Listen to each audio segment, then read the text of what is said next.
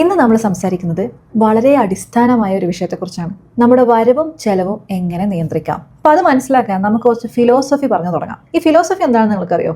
ആദ്യം കേൾക്കുമ്പോൾ തള്ളാണെന്ന് തോന്നും, പക്ഷേ ശരിക്കും കേൾക്കുമ്പോൾ മനസ്സിലാവും ഇതിലൊക്കെ ഒരുപാട് കാര്യങ്ങളുണ്ട് എന്ന്. അപ്പോൾ ഇവിടെ എനിക്ക് പറയാനുള്ളത്, നമ്മുടെ ലൈഫിലുണ്ടല്ലോ എല്ലാം നമ്മുടെ കൺട്രോളിലല്ല. അതൊരു പരമമായ സത്യമാണ്. നിങ്ങൾ ഇത്രയും കാലം ജീവിച്ച ജീവിതം ഒന്ന് നോക്കിക്കേ. എല്ലാം നിങ്ങളുടെ കൺട്രോളിലായിരുന്നോ? അല്ല, അതാണ് ജീവിതം. അതുപോലെ തന്നെയാണ് പേഴ്സണൽ ഫിനാൻസിലും ഇത് അപ്ലിക്കബിൾ ആണ്. നമ്മുടെ വരുമാനവും ചെലവും എടുക്കുകയാണെങ്കിൽ ഇവിടെ കൺട്രോൾ ചെയ്യാൻ സാധിക്കുന്ന കാര്യം എന്താണ്? നമ്മളുടെ ചെലവാണ്. ഇൻകം നമ്മുടെ കൺട്രോളിലില്ല. നാളെ ശമ്പളം കൂടണം എന്ന് വിചാരിച്ചാൽ കൂടുമോ? അല്ലെങ്കിൽ നാളെ 1,00,000 രൂപ കിട്ടട്ടെ, ജിംബൂമ്പ കിട്ടുമോ? ഏറ്റവും റിലേറ്റ് ചെയ്യുന്ന ഒരു എക്സാമ്പിൾ പറഞ്ഞുതരാം.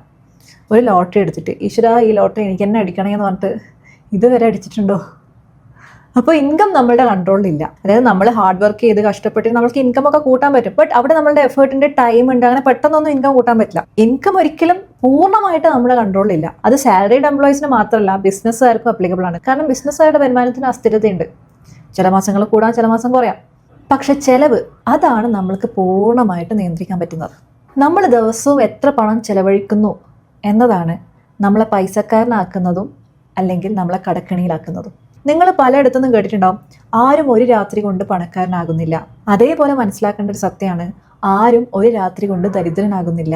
ദിവസം തോറുള്ള ഫിനാൻഷ്യൽ ശീലങ്ങളാണ് നമ്മുടെ ഭാവി രൂപീകരിക്കുന്നത്. നമുക്ക് എല്ലാവർക്കും നല്ല ജീവിതമാണ് അല്ലേ? എല്ലാവർക്കും വേണം. പക്ഷെ നമ്മൾ മനസ്സിലാക്കേണ്ട ഒരു സത്യമുണ്ട്. ഇന്നത്തെ ജീവിതം, ഇന്ന് നമ്മൾ ജീവിക്കുന്ന ജീവിതം, നമ്മൾ ചെയ്യുന്ന പല പ്രവൃത്തികൾ കാരണമാണ് ഇങ്ങനെയായത്. നീ ചെയ്യുന്നതാണ് നീ എന്ന് കേട്ടിട്ടുണ്ടോ? Your actions define U. അതായത് നമ്മൾ മാറണമെന്നുണ്ടെങ്കിൽ നമ്മളിപ്പോൾ ചെയ്യുന്ന കാര്യങ്ങൾ മാറ്റിയാൽ മതി, നമ്മൾ ഓട്ടോമാറ്റിക്കലി മാറും. നമ്മുടെ പ്രവർത്തനങ്ങളാണ് നമ്മളെ നിർവചിക്കുന്നത്. ഇത് പേഴ്സണൽ ഫിനാൻസിലെടുക്കാം. നമ്മളിങ്ങനെ കടം വാങ്ങിക്കൊണ്ടിരിക്കുന്ന ഒരു മനുഷ്യനാണ്. എന്നിട്ട് നമുക്ക് പൈസക്കാരനാവണമെന്ന് ആഗ്രഹിച്ചാൽ നടക്കുമോ? ആദ്യം കടം വാങ്ങുന്നത് നിർത്തണ്ടേ? അല്ലെങ്കിൽ നമ്മുടെ ലൈഫിൽ നമ്മൾ ചിന്തിക്കുകയാണ്, എന്നെ കൊണ്ട് ഒന്നിനും പറ്റൂല, എനിക്ക് കൂടുതൽ പൈസ ഒന്നും കിട്ടൂല. ഇതൊക്കെ ആലോചിച്ച് നമ്മളൊന്നും ചെയ്യുന്നില്ല. പൈസ കിട്ടുമോ? അതേപോലെ നമ്മളൊന്നും ട്രാക്ക് ചെയ്യാണ്ട് പണം ഇങ്ങനെ ചിലവാക്കിക്കൊണ്ടിരിക്കുകയാണ്. എന്നിട്ട് നമ്മൾ കംപ്ലയിൻറ്റ് ചെയ്യാണ്, അയ്യോ എൻ്റെ അടുത്ത് പൈസ ഇല്ലേ. കാരണം എന്താ? നമ്മൾ ട്രാക്ക് ചെയ്യുന്നില്ല. നമ്മൾ എന്താണോ ഇപ്പം ചെയ്തുകൊണ്ടിരിക്കുന്നത് അതിൽ നിന്നാണ് ഇപ്പോഴത്തെ നമ്മൾ ഉണ്ടാവുന്നത്. നമുക്ക് നമ്മളെ മാറ്റണം എന്നുണ്ടെങ്കിൽ ഇപ്പം ചെയ്തുകൊണ്ടിരിക്കുന്ന കാര്യങ്ങൾ മാറ്റിയാൽ മതി. Very simple. ശരിക്കും പറഞ്ഞു കഴിഞ്ഞാലുണ്ടല്ലോ, പണം ഉണ്ടാക്കണം എന്നുണ്ടെങ്കിൽ അതിൻ്റെ ഫൗണ്ടേഷൻ മനസ്സിലാക്കിയാൽ മതി. ആ ഫൗണ്ടേഷൻ മനസ്സിലാക്കിയിട്ട് അത് പ്രവർത്തിച്ചു കഴിഞ്ഞാൽ നമുക്ക് പണം ഉണ്ടാക്കാൻ പറ്റും. ഏത് ഫിനാൻഷ്യൽ ഹെൽപ്പ് ബുക്സിലോ അല്ലെങ്കിൽ ഏത് ഫിനാൻഷ്യൽ ഗുരുസിൻ്റെ വീഡിയോസ് കണ്ടാലോ ഏതെങ്കിലും പേഴ്സണൽ ഫിനാൻസ് ആർട്ടിക്കിൾസ് വായിച്ചാലോ ഈ ഒരു ഫൗണ്ടേഷനെ പറ്റി തിരിച്ചും മറിച്ചും പറയുന്നത് കേൾക്കാം. അതാണ് പേഴ്സണൽ ഫിനാൻസ്. എന്താണെന്നറിയോ? സമ്പാദിക്കുക, ഏൺ, ചെലവ് നിയന്ത്രിക്കുക, സേവ് റെഗുലർലി, ബുദ്ധിപൂർവ്വം ഇൻവെസ്റ്റ് ചെയ്യുക, ഇൻവെസ്റ്റ് വൈസ്ലി. ഇത് തിരിച്ചും മറിച്ചും പറയുന്നത് കേൾക്കാം. ആൻഡ് എൻ്റെ വീഡിയോസിൽ തന്നെ ഞാൻ ഈ കാര്യം മുന്നേ പറഞ്ഞിട്ടുണ്ട്. ഞാനിത് പറഞ്ഞുകൊണ്ടേയിരിക്കും. ഇത് കാണുന്ന ആൾക്കാരുടെ തലയിൽ അല്ലെങ്കിൽ സബ് കോൺഷ്യസ് മൈൻഡ് കയറുന്നവരെ ഞാൻ ഇത് പറഞ്ഞുകൊണ്ടിരിക്കും. കാരണം I feel it's my duty to tell people. ഇന്നത്തെ കൺസ്യൂമറിസ്റ്റിക് വേൾഡിൽ ആൾക്കാരെ ഹെൽപ്പ് ചെയ്യാൻ ഇത് പറഞ്ഞുകൊണ്ടിരിക്കണം എന്ന് എനിക്ക് തോന്നും. ഇന്ന് ആൾക്കാർ സഫർ ചെയ്യുന്നത് എന്തുകൊണ്ടാണെന്നറിയോ? ഈ ഫൗണ്ടേഷൻ മനസ്സിലാക്കിയിട്ടില്ല. ഈ ഫൗണ്ടേഷൻ മനസ്സിലാക്കി ആരും സഫർ ചെയ്യില്ല. ചില ആൾക്കാർ നന്നായി സമ്പാദിക്കും, എന്നിട്ടോ അതിനനുസരിച്ച് ചിലവാക്കും. അപ്പോൾ എങ്ങനെ നമുക്ക് പൈസ ഉണ്ടാക്കാൻ പറ്റും? കാരണം നമ്മുടെ ഫൗണ്ടേഷൻ എന്താണ് പറയുന്നത്? സമ്പാദിക്കുക. പിന്നെ രണ്ടാമത് എന്താ പറഞ്ഞത്? ചിലവുകൾ നിയന്ത്രിക്കുക എന്നുള്ളത്. നമ്മളുടെ ചിലവുകൾ വരുമാനത്തിനെക്കാട്ടിയും കൂടുകയാണെങ്കിൽ നമ്മൾ എപ്പോഴും പാവപ്പെട്ടവനായിരിക്കും. ഒരിക്കലും നമുക്ക് പണക്കാരനാകാൻ പറ്റില്ല. ഇതാണ് ബേസിക് ആയിട്ടുള്ള പ്രശ്നം. എല്ലാവരും നേരിടുന്ന പ്രശ്നം ഇതാണ്. നമ്മളുടെ വരുമാനവും ചിലവും തമ്മിൽ കൂട്ടിമുട്ടിക്കാൻ പറ്റില്ല. ആൾക്കാർ കടക്കണിയിലാവുന്നതിൻ്റെ ആരംഭം എന്താണെന്നറിയോ? നമ്മളുടെ ചിലവുകൾ വരുമാനത്തെക്കാളും കൂടുമ്പോഴാണ്. അതായത് ഒരാൾക്കൊരു വരുമാനം കിട്ടുന്നു, കൂടുതൽ ചിലവാകുന്നു. അപ്പോൾ എന്താ ചെയ്യുക? ആൾക്കാർ കടം വാങ്ങും അല്ലേ? അല്ലെങ്കിൽ ഇന്നത്തെ കാലത്ത് ക്രെഡിറ്റ് കാർഡ് യൂസ് ചെയ്യും. എന്നിട്ട് ക്രെഡിറ്റ് കാർഡ് നമ്മൾ പൈസ എടുക്കുന്നു, പിറ്റേത്തെ മാസം ഇതേപോലെ ഇൻകം വരുന്നു, ക്രെഡിറ്റ് കാർഡ് ബില്ല് അടക്കുന്നു, പക്ഷേ എക്സ്പെൻസ് കൺട്രോൾ ചെയ്യുന്നില്ല. വീണ്ടും എക്സ്പെൻസസ് കൂടാണ്, പിന്നെയും ക്രെഡിറ്റ് കാർഡ് യൂസ് ചെയ്യാണ്. പിറ്റത്തെ മാസം പിന്നെയും വരുമാനം വരുന്നു, പക്ഷേ ആ കടം തീർക്കാൻ ക്രെഡിറ്റ് കാർഡ് ബില്ല് അടക്കണം, പിന്നെയും നമ്മൾ ക്രെഡിറ്റ് കാർഡ് യൂസ് ചെയ്യുന്നു. ഇതൊരു ലൂപ്പായിട്ട് മാറുന്നു. എന്തെങ്കിലും നമ്മുടെ വരുമാനം നിലയ്ക്കുകയോ എന്തെങ്കിലും നമ്മൾക്ക് എക്സ്ട്രാ എവിടെയെങ്കിലും ചിലവുകൾ കൂടുതൽ വന്നാലോ എമർജൻസി ആയിട്ടൊക്കെ വന്നാലോ നമ്മൾ ആകെ പെട്ടുപോകും. അപ്പോൾ കടക്കണിയിലാവാണ്ട് നിൽക്കണമെങ്കിൽ എപ്പോഴും ഈ ഇൻകം മൈനസ് എക്സ്പെൻസസ് എന്ന് പറയുന്നത് ഒരു പോസിറ്റീവ് സംഖ്യ ആയിരിക്കണം. അപ്പോൾ അതിന് വേണ്ടി എന്ത് ചെയ്യണം? ഇൻകം കൂട്ടണം അല്ലെങ്കിൽ എക്സ്പെൻസസ് കുറക്കണം. എപ്പോഴും ഇതൊരു പോസിറ്റീവ് സംഖ്യ ആയിരിക്കണം, നെഗറ്റീവ് ആവരുത്. നെഗറ്റീവ് ആയിക്കഴിഞ്ഞാൽ നമ്മൾ കടക്കണിയിൽ പെടും. ഇനി എന്നെ സംബന്ധിച്ചിടത്തോളം ഞാൻ മനസ്സിലാക്കുന്ന വലിയൊരു സത്യമുണ്ട്. ഓക്കെ, അതായത് ഞാൻ നെറ്റ് വർത്തിലാണ് വിശ്വസിക്കുന്നത്, അസറ്റ്സിലല്ല. അതായത് ബിസിനസ്സിൽ നെറ്റ് വർത്ത് എന്ന് വെച്ച് കഴിഞ്ഞാൽ അസറ്റ്സ് മൈനസ് ലയബിലിറ്റീസ് ആണ്. അതായത് നമ്മളുടെ ആസ്തികൾ മൈനസ് ബാധ്യതകൾ, അതാണ് നമ്മുടെ നെറ്റ് വർത്ത്.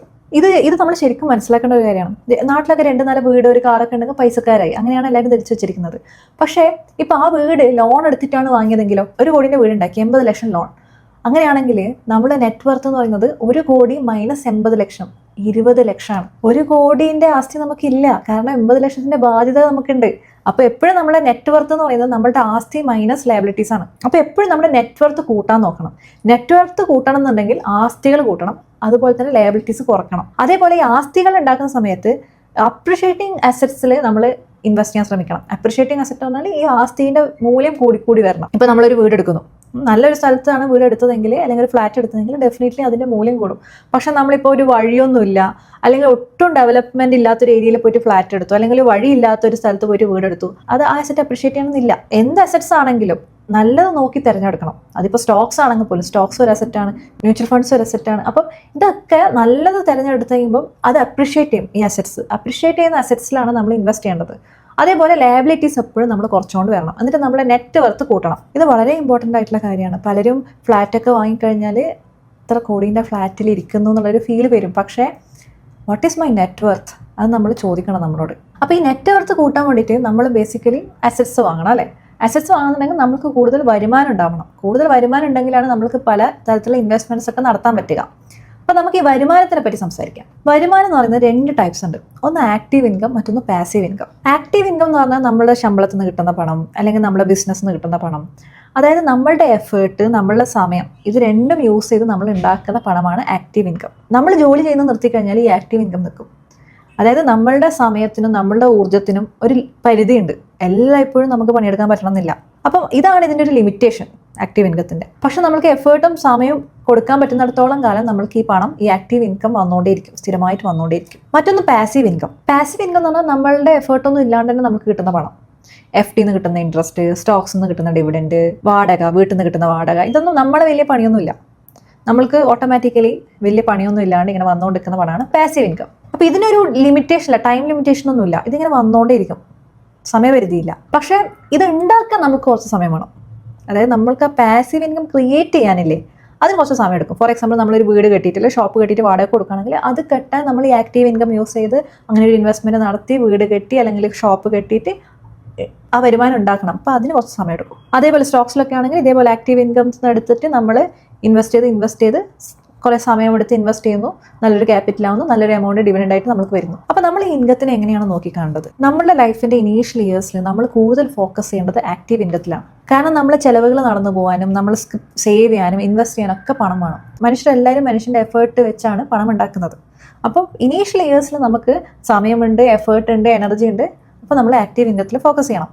സാലറി കൂട്ടാനുള്ള സ്കില്ല് ഡെവലപ്പ് ചെയ്യുക, സൈഡ് ബിസിനസ് ഒക്കെ ചെയ്ത് പൈസ ഉണ്ടാക്കുക, ലൈഫ് സ്റ്റൈൽ ഇൻഫ്ലേഷനൊക്കെ കുറച്ച് കുറക്കുക.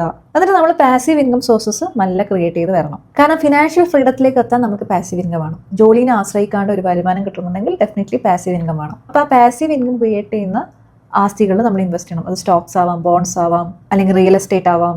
എന്നിട്ട് ഈ പാസീവ് ഇൻകത്തിൽ നിന്ന് കിട്ടുന്ന പൈസ എടുത്ത് നമുക്ക് ഇൻവെസ്റ്റ് ചെയ്യാനും പറ്റണം. ആ ലെവലിലേക്ക് നമുക്ക് എത്താൻ പറ്റണം. അതായത് പാസീവ് ഇൻകത്തിൽ നിന്ന് പണം കിട്ടിയാൽ നമ്മുടെ ചിലവിലേക്കും അതുപോലെ തന്നെ ഇൻവെസ്റ്റ്മെൻറ്റിലേക്കും എടുക്കാൻ പറ്റുന്ന രീതിയിൽ നമ്മൾ പാസീവ് ഇൻകത്തിനെ വളർത്തണം. അപ്പോൾ ഇതെല്ലാം ഒറ്റയടിക്ക് നമുക്ക് ചെയ്യാൻ പറ്റില്ല. ഓരോ സ്റ്റെപ്പ് ബൈ സ്റ്റെപ്പായിട്ടാണ് ചെയ്യേണ്ടത്.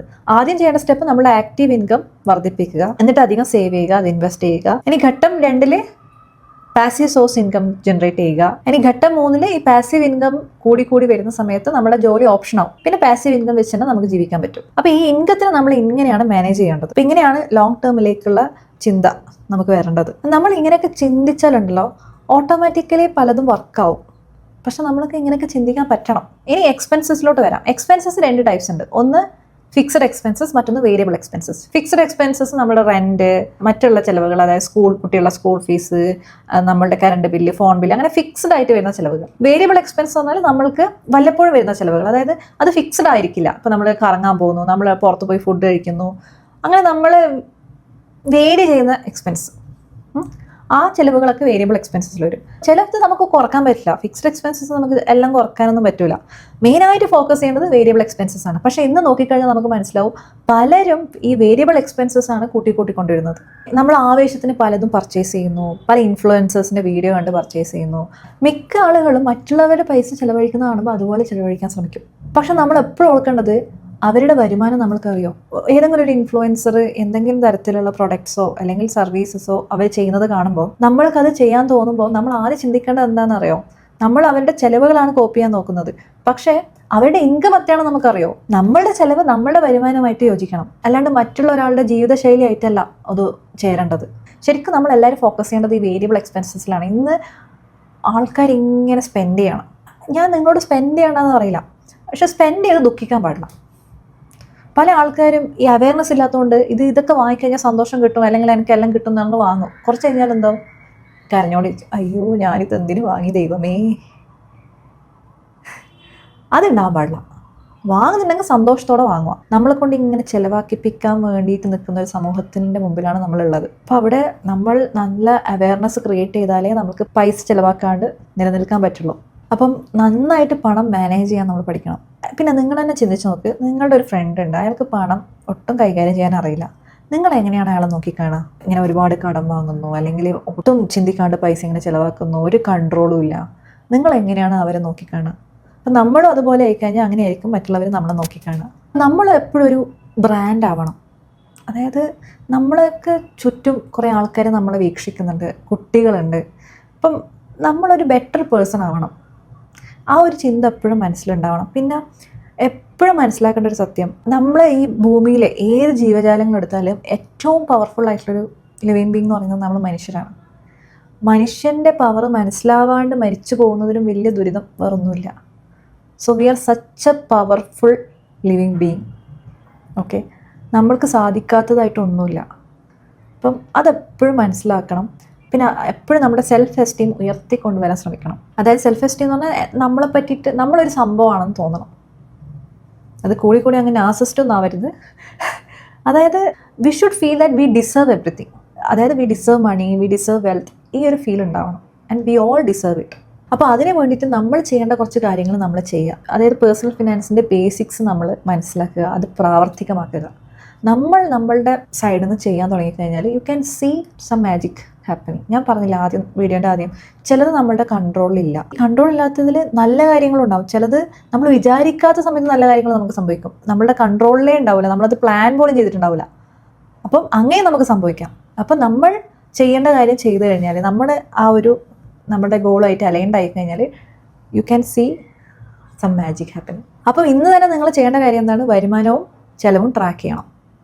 Budgeting very important. ഞാൻ എന്തായാലും ബഡ്ജറ്റിങ്ങിനെ പറ്റിയിട്ടുള്ള വീഡിയോസ് കൂടുതൽ ചെയ്യും. ഞാൻ വീഡിയോൻ്റെ ആദ്യം പറഞ്ഞ പോലെ ഇത് നിങ്ങളെ തലയിൽ കയറുന്ന വരെ ഞാൻ പറഞ്ഞുകൊണ്ടിരിക്കും. ഇനി സമ്പാദിക്കുന്നതിനെക്കാട്ടിയും കുറച്ച് ചിലവാക്കാൻ നമ്മൾ പഠിക്കണം. അതിന് വേണ്ടിയിട്ടാണ് നമ്മുടെ എക്സ്പെൻസസ് ഇൻകമും ട്രാക്ക് ചെയ്യണമെന്ന് പറയുന്നത്. നെക്സ്റ്റ് ഇങ്ങനെ ചെയ്ത് നമ്മൾ പണം സേവ് ചെയ്ത് ആസ്തികൾ കൂട്ടാൻ ശ്രമിക്കുക. ആൻഡ് നമ്മുടെ ചിലവ് വരുമാനത്തിനേക്കാളും കുറവായതുകൊണ്ട് തന്നെ നമ്മൾ കടക്കണിയിൽ പെടാനുള്ള ചാൻസ് കുറയും, കടക്കണിയിലാവൂല. അപ്പോൾ ഇന്ന് തന്നെ നിങ്ങൾ തുടങ്ങുക. ഇപ്പോൾ ചെറിയ ഘട്ടങ്ങളായിട്ട് തുടങ്ങിയാൽ മതി, അത് വലിയൊരു റിസൾട്ട്സ് നമുക്ക് തരും. അപ്പം ഇന്ന് തന്നെ ഇരുന്ന് ചിന്തിക്കുക, എന്താണ് നിങ്ങളുടെ അനാവശ്യമായ ചിലവുകൾ, എങ്ങനെയൊക്കെ നിങ്ങളുടെ വരുമാനം കൂട്ടാൻ പറ്റും, ഇതിനെ പറ്റിയിട്ട് ഇന്ന് ചിന്തിക്കുക.